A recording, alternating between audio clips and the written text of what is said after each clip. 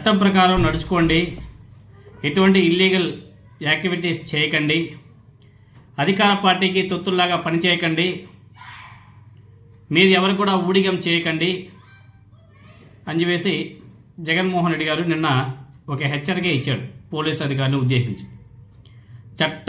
చట్ట ప్రకారం నడుచుకోకుండా చంద్రబాబు నాయుడు గారి మెప్పు కోసం ఆయనకు ఊడిగం చేస్తున్న పోలీస్ అధికారులకు వైఎస్ జగన్మోహన్ రెడ్డి గారు హెచ్చరిక ఇచ్చాడు. ఆ హెచ్చరిక ఇప్పుడు ఏపీ రాష్ట్ర వ్యాప్తంగా కాకరేపుతుంది. జగన్మోహన్ రెడ్డి గారు అన్న దాంట్లో తప్పేముందో మనకైతే అర్థం కావడం లేదు. ఆయన ఏమన్నాడు? తప్పు చేసిన వాళ్ళని బట్టలోడదీసి న్యాయస్థానం ముందు నిలబెడతా అని చెప్పేసి మాట్లాడు. ఎవరైతే తప్పు చేశారో వాళ్ళకి భయం ఉంటుంది, తప్పు చేయని వాళ్ళకి ఎందుకు భయం ఉంటుంది? నా క్వశ్చన్ అదే. తప్పు చేయనప్పుడు ఎవరికైనా సరే ఎందుకు భయం ఉంటుంది? తప్పు చేశాడు కాబట్టి ఆయన ఎవరో రామగిరి ఎస్ఐ సుధాకర్ ఇప్పటికే జగన్మోహన్ రెడ్డి గారి మీద రామగిరి ఎస్ఐ సుధాకర్ సోషల్ మీడియాలో ఒక వీడియో పెట్టాడు. జాగ్రత్తగా మాట్లాడాలని చెప్పేసి, జాగ్రత్తగా ఉండాలని చెప్పేసి జగన్మోహన్ రెడ్డి గారికి రామగిరి ఎస్ఐ కౌంటర్ కూడా ఇచ్చాడు. తర్వాత వైఎస్ఆర్ కాంగ్రెస్ పార్టీ నాయకులంతా కూడా ఆయన భాగవతం మొత్తం కూడా బయటపెట్టేశారు. ఆయన 2 కోట్లతో కోలపారం, అదేవిధంగా ఆయన వివరాలన్నీ కూడా బయటపెట్టారు.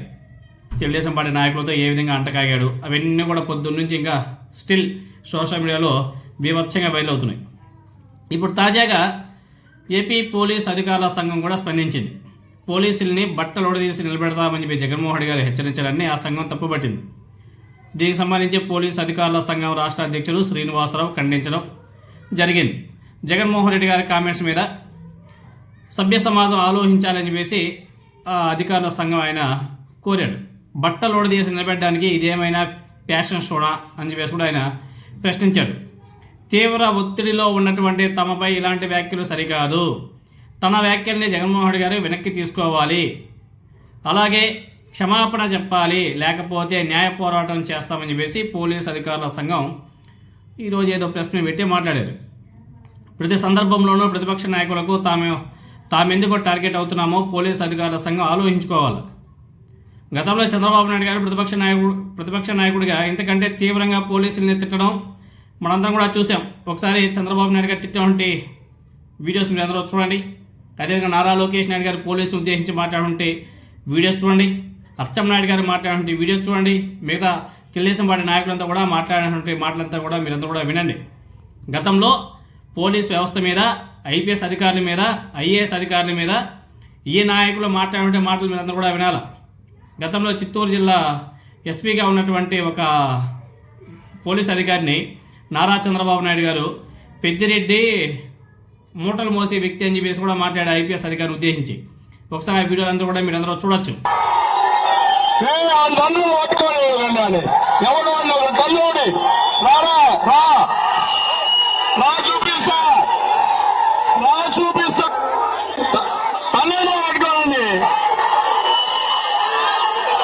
మా ఆఫీస్కి వస్తారా మీరు?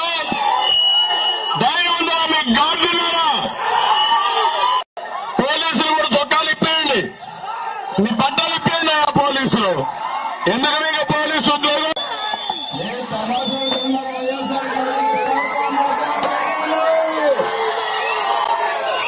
మక్కలు కొట్టిస్తా, బట్టలు ఇప్పి తరలిస్తా. ఉంటావా? రమ్మంటావా?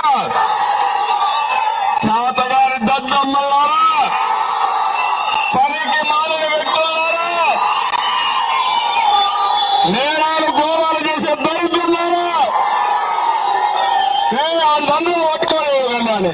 ఎవరు అన్నారు? తల్లుడి రారా, రా చూపిస్తా, రా చూపిస్తా. ఒక్క ప్రాజెక్ట్ కడతం రాని జగన్ ఈ రోజు ప్రతిపక్ష నేత మాజీ ముఖ్యమంత్రి చంద్రబాబు నాయుడు గారి పైన రాల్ దాడి చేస్తున్నారు. చిత్తూరులో ఒక ఎస్పీ ఉన్నాడు, ఆ ఎస్పీ పేరే రిశాంత్ రెడ్డి. ఆ రిశాంత్ రెడ్డి కండువా వేసుకొని వైకాపా కార్యకర్త. చంద్రబాబు నాయుడు గారి పైన వైకాపా నాయకులు రాలేస్తే ఈ రిశాంత్ రెడ్డికి కనబడలేదంట. ఆ రిశాంత్ రెడ్డి చెప్తున్నా, 9 నెలలు ఓపిక పట్టు, నీకు ఆపరేషన్ చేపించి అన్ని కంపెనీ విధంగా చేస్తాడు ఈ Lokesh. Rishanth Reddy, you are unfit to be an IPS officer. నువ్వు ఐపీఎస్ కాదు కదా, పీపీఎస్ ఆఫీసర్. పీపీఎస్ అంటే ఏంటో తెలుసా? పాపాల పెద్దిరెడ్డి పబ్లిక్ సర్వీస్. నీకు అంత సరదాగా ఉంటే ఆ కాకి యూనిఫామ్ తీసి వైకాపా బులుగు యూనిఫామ్ వేసుకో బ్రదర్ అని ఈ సభాముఖంగా ఆ పనికి మళ్ళీ ఐపీఎస్ ఆఫీసర్ కి నేను చెప్తున్నా. పోలీస్ ఆఫీసర్లు ఎంత బాధపడుతున్నాం. ఎస్పీ కలిగితే 500 మంది పోలీసులకి లోకేష్ బాబు గారికి బందోబస్తు ఇచ్చామని చెప్పారు. ఎందుకు దెంగి తినడానికి వచ్చారని చెప్పి నేను అడుగుతున్నాను. ఎందుకు మీరు 500 మంది పోలీసులు ఈ రోజు జనం తొండోపుతుండాలుగా వస్తే కనీసం ఒక్క పోలీసోడు వచ్చి మన యొక్క పాదయాత్రకి సహకరించినటువంటి పరిస్థితి లేదు.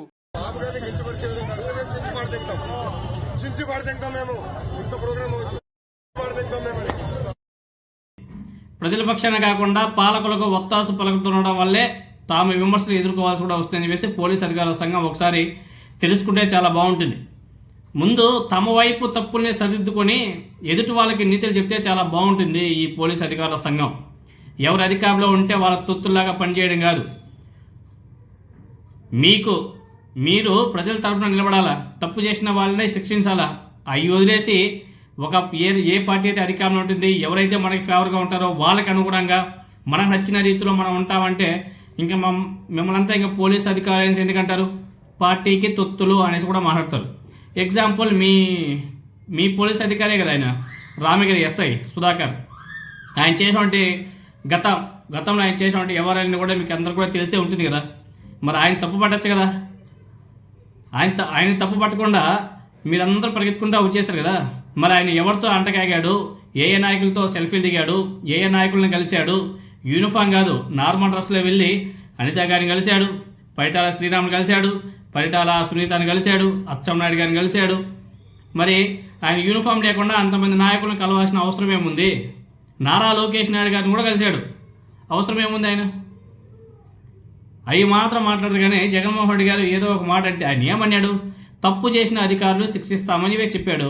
అది తప్ప అంటే మీరు అధికార పార్టీకి తొత్తుల్లాగా పనిచేసుకుంటూ మీ వ్యవహారాలను కూడా మీరు నడిపించుకుంటూ పోతా ఉంటే అందరూ చూస్తూ ఊరుకోవాలా ఏంది? కాబట్టి ఎవరైతే తప్పు చేశారో వాళ్ళు మాత్రం శిక్షార్హులు, వాళ్ళకి గట్టిగానే ఉంటుంది. అదేవిధంగా గతంలో పోలీస్ అధికారులు ఉద్దేశించి తెలుగుదేశం పార్టీ నాయకులు మాట్లాడుతుంటే మాటలు కూడా మీరందరూ కూడా వినండి.